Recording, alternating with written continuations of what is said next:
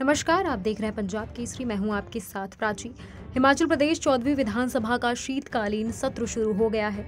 सत्र शुरू होने से पहले सरकार के मंत्री और मुख्यमंत्री सुखविंदर सिंह सुक्खू विपक्ष के विधायकों से मिलने पहुंचे। हिमाचल विधानसभा के शीतकालीन सत्र की शुरुआत ही भाजपा के आक्रामक रवैये के साथ हुई। सत्र शुरू होने से पहले ही भाजपा नेताओं ने सदन के बाहर सरकार के खिलाफ जमकर नारेबाजी करी और प्रदेश सरकार को 10 गारंटियों की याद दिलाई।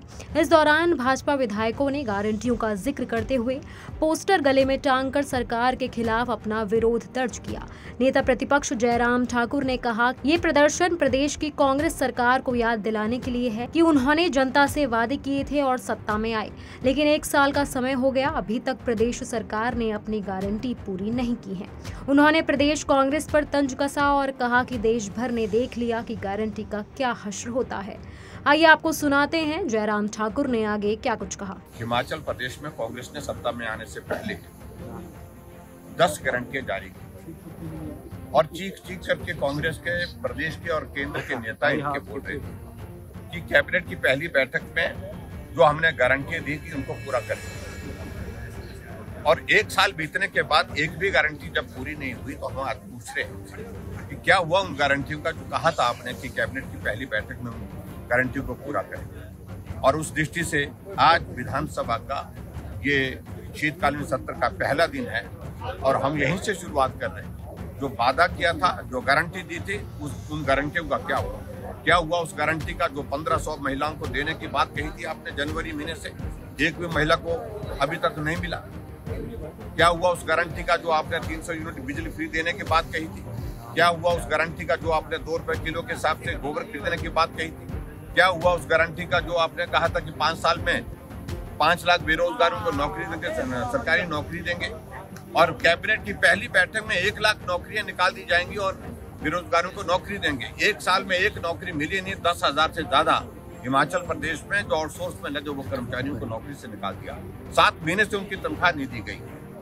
चारों तरफ विकास के कार्य ठप पड़े हुए और ऐसे में ये त्रासदी का रोना और त्रासदी के रोने के बाद विचित्र लगता है। इतनी बड़ी त्रासदी हुई जहां 500 से ज्यादा लोगों की जिंदगी चले गई। इतनी बड़ी त्रासदी हुई 15,000 के लगभग हिमाचल प्रदेश में लोग बेघर हो गए, जिनके घर चले गए। लेकिन सरकार 1 साल की एक उपलब्धि न होने के बावजूद भी जश्न मना रही है, करोड़ों रुपए उस पर खर्च कर रही है। पूरे प्रदेश भर से लोगों को ढो करके लाया और उसमें भी झूठ बोल करके कि हिमाचल प्रदेश की 1 साल की सरकार का जश्न धर्मशाला में मनाया जाएगा, राहुल गांधी उसमें आएंगे, प्रियंका गांधी उसमें आएंगी।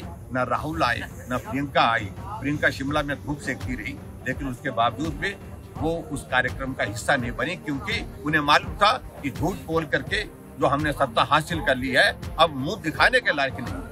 उपलब्धि के नाम पर कोई चीज हमारे पास नहीं है, इसलिए इन सारी बातों का जवाब आज कांग्रेस के सरकार से हम पूछे। सर, मुख्यमंत्री कह रहे हैं कि चरणबद्ध तरीके से गारंटी पूरी और सबसे बड़ी चरणबद्ध तरीके से क्या चरण की बात कर रहे हैं? कितने चरण होंगे? चरण तो ओपीएस की गारंटी पूरा करने की बात कर रहे हैं। ओपीएस भी अभी लागू हुई क्या?